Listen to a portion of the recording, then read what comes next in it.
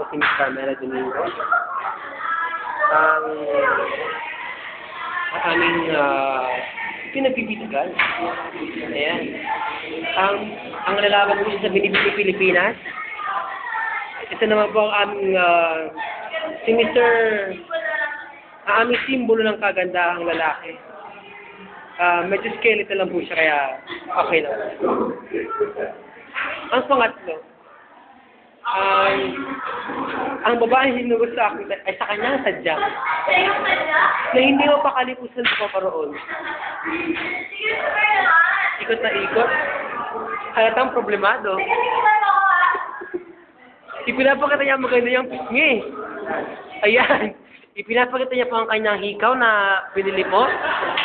Nagkakahalagang $6 million po. Ang kanyang relos po na 25 million pounds.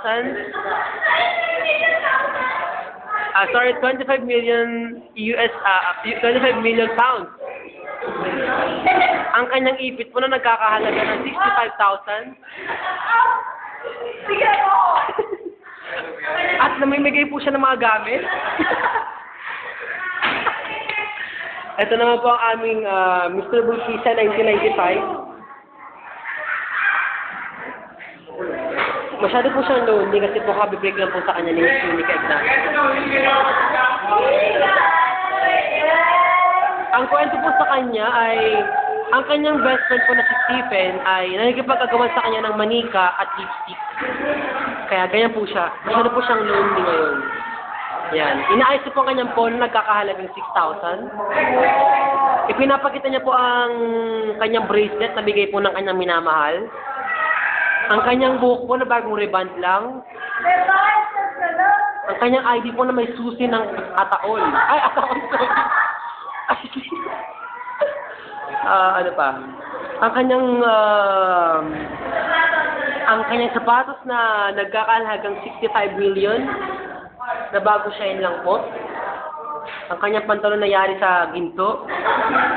Sa color blue gold.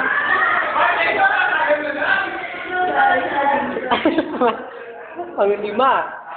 Ito po ang ating Miss Bulkisa 2009. Nagsusulat po siya, nag-drawing po siya ng mga flyers para po sa kanyang kandidatura.